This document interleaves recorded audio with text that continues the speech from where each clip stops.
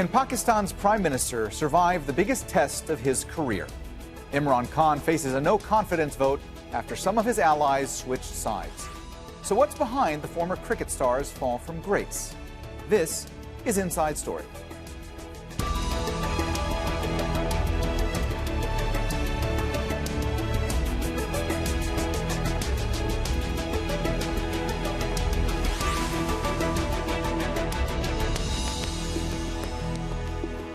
Hello and welcome to the program. I'm Mohammed. Jamjoom.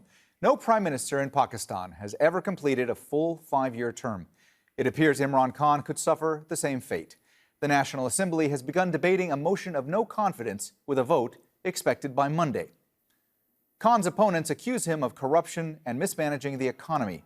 Their attempt to oust him received a boost when the main partner in his coalition government quit and joined the opposition. It's believed Khan has lost the support of Pakistan's powerful military. He says there's a foreign conspiracy to remove him, adding he has a letter of proof. His critics are confident they have the numbers in parliament to vote him out. The numbers are open and declared. We have way more than we need now for him to lose that vote of no confidence. And now, really, he should just resign, and that's the graceful exit.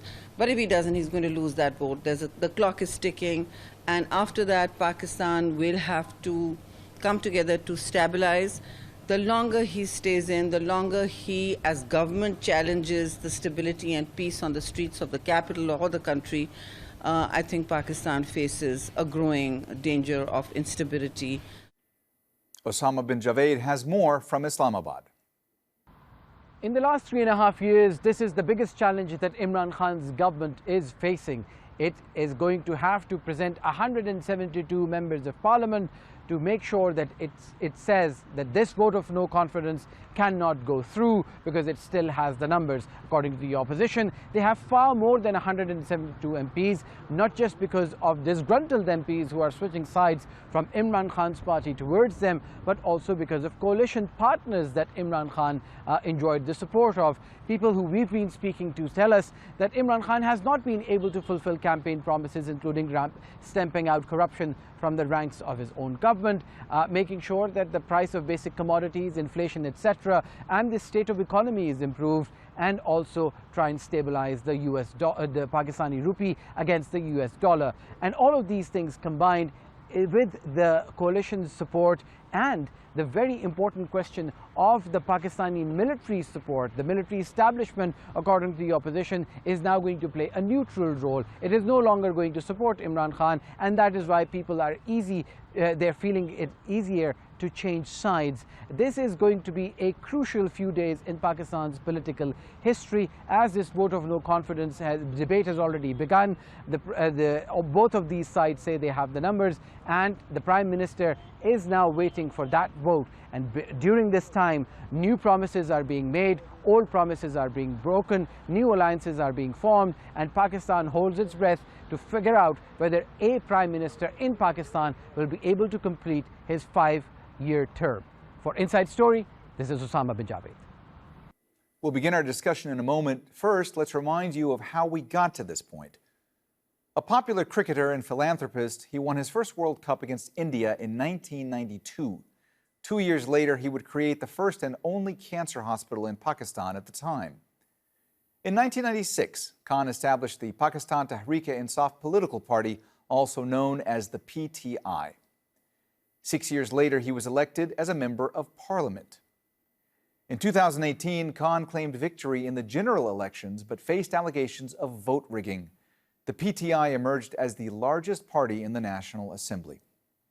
A month later, the PTI nominated him to be prime minister. After defeating his opponent, Imran Khan became the 22nd democratically elected prime minister of Pakistan.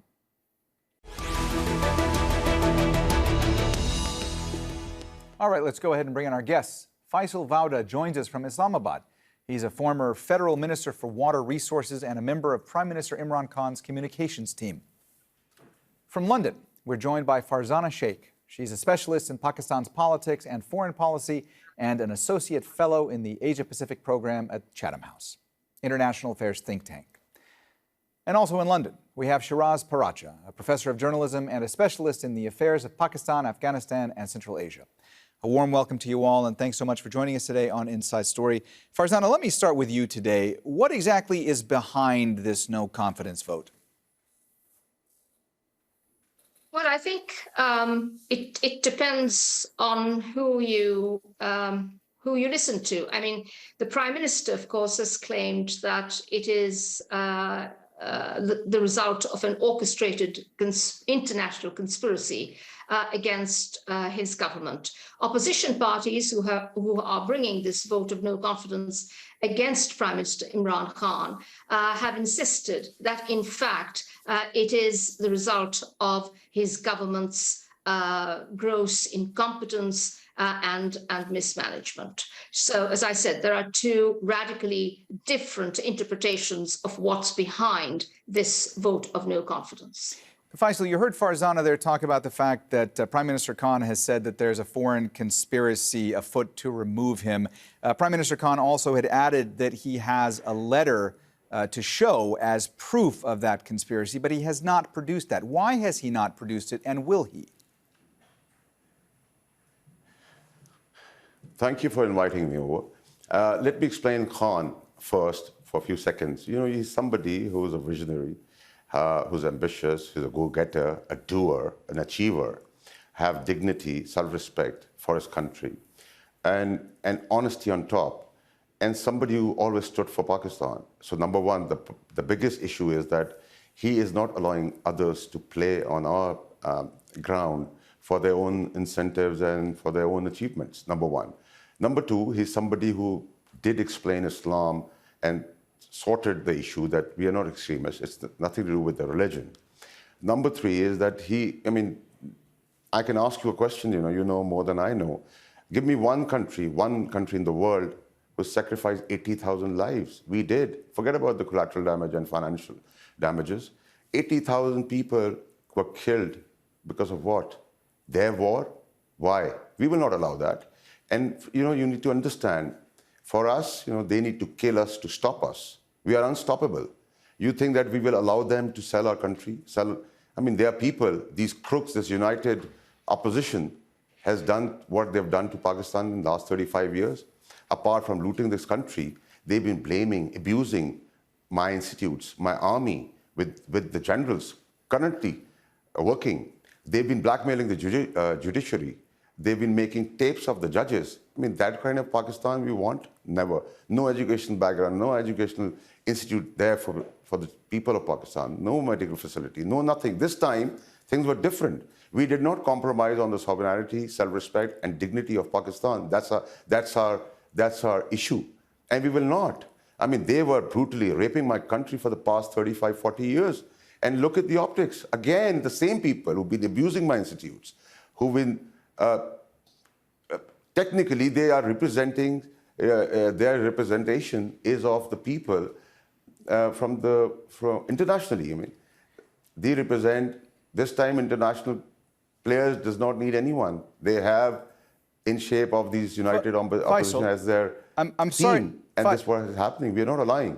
Faisal, I'm sorry to interrupt you, but I do want to ask again, at such a critical time, at such a perilous time for the Prime Minister, he's saying that he has proof, and at one point he indicated that he would share that proof. Why has he not, and do you think he will? There are technical issues with that. There's a Secrecy Act, which we need to follow. So we are finding a way out technically through lawyers to how to go about it. But we do want to share everything with the country. They should know that he stood, he did not sell. For us, even as if right now when I'm talking to you, we have an offer by the players that, pull it off, bend down, agree and accept what they want, and everything is going to be all right. But the answer is no, get lost. And that's the attitude we have. And they're not understanding. We are lethal, we are powerful, we are more strong when we have no seat. For debate's sake, if they pass through, we're not going to let them breathe. You think that we will compromise on our country? No, never. Number two. Number three is that they're giving us pain. But I assure you and I guarantee you that there's going to be a lot of suffering from our side towards them. and in order to protect Pakistan and the interest of Pakistan and the people of Pakistan. People have understood the game, you know. Nobody can play these games anymore. And on top of it, not only change of regime, his life is under danger, his life is under threat. We've been told by the friendly neighboring countries, we've been alarmed, we have intelligence reports. So, you know, it's a very tense situation in the country. And the international players are achieving what they wanted to achieve, but they're not realizing that we being without seat are very strong. We have the popularity graph is hitting. Faisal, let me get to that point with you. And we are the biggest party in Pakistan at the moment. Right. I'll get back to you on that point. I do want to ask Shiraz, from your vantage point, do you believe that Imran Khan can actually survive this? Imran Khan, if we look at the numbers, and is technically he has lost the majority in the House. It's just a matter of time and a formality. But what astonishes me is Imran Khan hanging on to power for so long, and this process is taking that much time. I should remind you and your audience that in Pakistan, in the past, there were prime ministers who had 2/3 majority in the parliament, and they were quite powerful, and they had a full parliamentary backing, but yet they were disposed quite easily through courts and through presidential powers and through other means. On the other hand, Imran Khan has a thin majority, a slim majority, and that also from other parties, his allies, who were brought to him by the military establishment, and this hybrid regime was created. I would like to point out what Mr. Faisal Vawda said about Mr. Imran Khan's integrity and honesty. There are now very serious questions about Mr. Imran Khan's integrity and his honesty.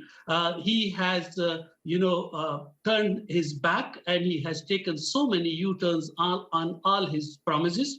He has broken promises, he has broken commitments, and this rhetoric is really nonsense. It's very bizarre when they are now creating a storm in a cup of tea by saying that there is some international conspiracy.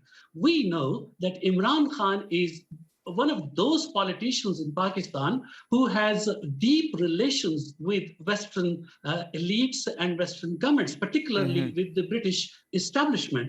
Imran Khan was a politician, one of his close friends, Akbar S. Babar, who now opposes him. He said that Imran Khan once told him that he wanted to use his former wife, Jemima to have connections in the White House. Imran Khan did not support a poor Pakistani, son of a poor Pakistani bus driver in the in the election for mayors of London. And he went especially to England from Pakistan to support his former brother-in-law, Jack Goldsmith, who was brother of Jemima Goldsmith. So Imran Khan is very close to Conservative Party, a right-wing party, which believes in, which still has these imperialistic thinking and, a party of lords. Imran Khan supports Conservative Party. Imran Khan has connections in the West, and Imran Khan has handed over Pakistan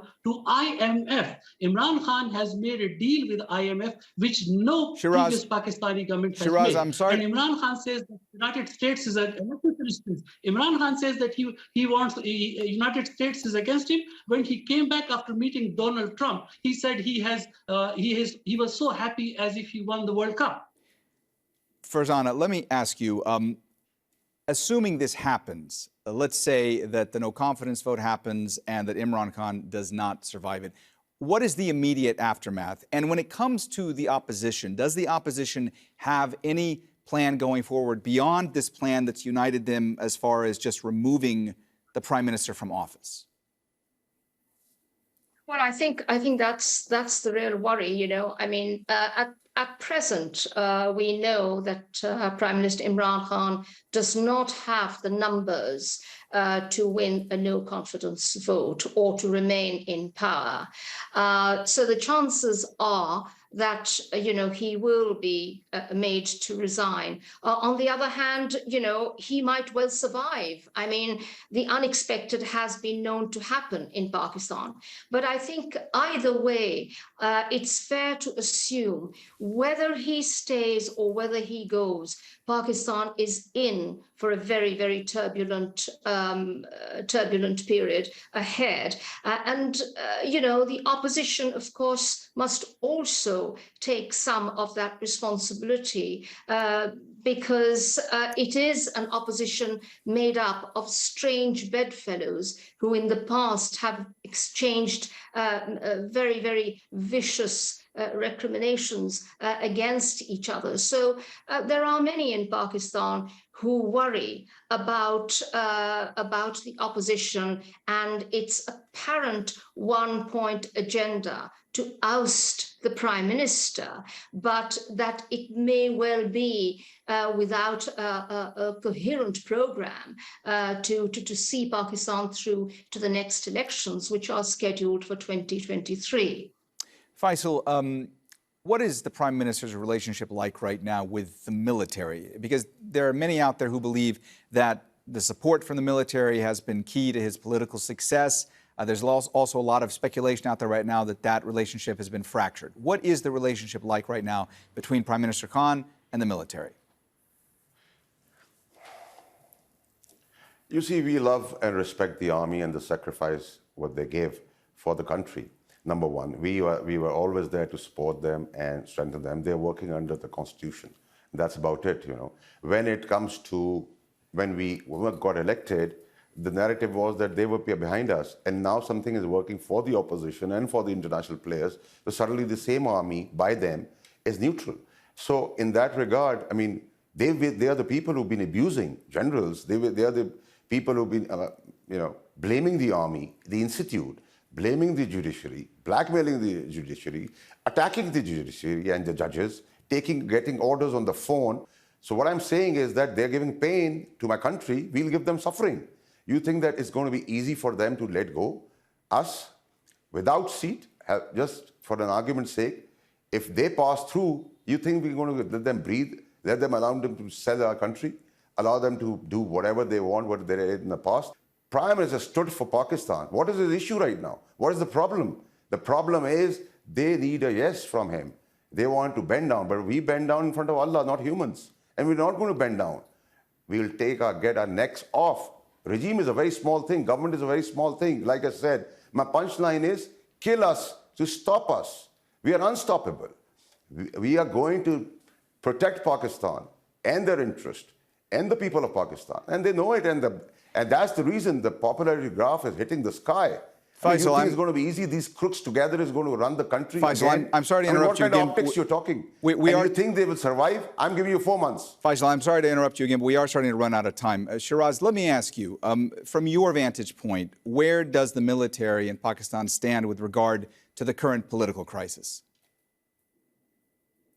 I think the military the generals must be feeling very embarrassed because Imran Khan was their darling, and it is the common perception is that the military was behind the rise to power, behind the Imran's rise to power. Imran was groomed by security agencies.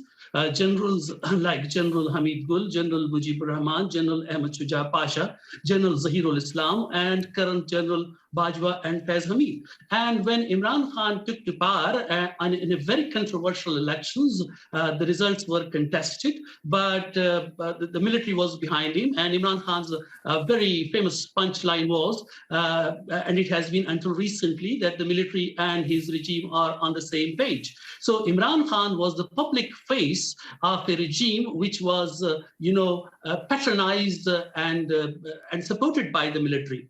And now Imran Khan, because of his poor performance, because he could not deliver, because he could not fulfill his promises, because what the tall talk he was making and the creation of new Pakistan, he couldn't do anything. And the people became, very frustrated. The anger against Imran Khan in the masses is much deeper and widespread. The masses might not support the opposition as much, but they are very frustrated with Imran Khan. And this anger is now, the longer Imran Khan stays in power, it is directed towards the military. And the perception is that it is the military who brought Pakistan to this situation. Pakistan has now the highest foreign debt, which the debt Imran Khan has taken, the government has taken. No previous government has taken that much foreign debt. So the military must be feeling embarrassed, but there are signs, as I said in my first, in response to your first question, that there are signs that there is some sympathy still in the security services for Imran Khan and Pakistan military establishment, and that is why he is hanging on for so long. Otherwise, he has lost numbers, majority, and when the assembly, there will be voting on the no confidence move, he can lose. But odds can happen, as Farzana said very rightly, in Pakistan.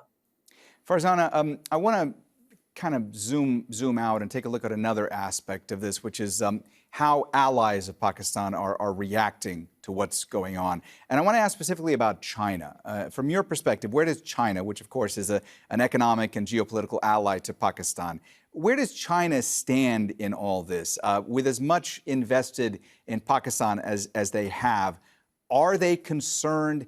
How concerned are they? Well, inevitably, political instability and political turbulence in a country as strategically important as Pakistan is bound to worry the international community. China, in addition, of course, as a major investor in the China-Pakistan economic corridor, must have additional worries of its own. And I think one of the points that needs to be made is that in recent months there have been reports that many projects under CPEC have tended to slow down, have tended to stall, and we know that some of the issues relating to this apparent slowdown surfaced during Prime Minister Imran Khan's visit in February to China when he met President Xi. Now, there have been suggestions that the government of Prime Minister Imran Khan simply has not been able to deliver its part and its side of the bargain on CPEC, which has led, of course, some analysts to believe that, in fact, China was probably happier working with a government led by former Prime Minister Farzana. Nawaz Sharif, which was known to be much more competent and Right. had sort of economic management at its fingertips. Farzana, sorry to interrupt you, but we just have about a minute left. I just want to ask one last question. Do you believe that there's a chance that all this political turmoil could actually transform into violence or more instability? Violence, there is always a risk of violence in Pakistan. At the moment, I think, we'll just have to wait and see how the situation pans out. But there's no doubt that politically, the atmosphere is extremely tense. And, we really do need a speedy resolution in Pakistan if the situation is not going to deteriorate. All right, well, we have run out of time, so we're going to have to leave the conversation there. Thanks so much to all of our guests, Faisal Vawda, Farzana Shaikh, and Shiraz Paracha. And thank you, too, for watching. You can see the program again anytime by visiting our website, aljazeera.com. And for further discussion, go to our Facebook page. That's facebook.com/AJ Inside Story. You can also join the conversation on Twitter. Our handle is @AJ Inside Story. From me, Mohammed, Jamjoom, the whole team here in Doha, bye for now.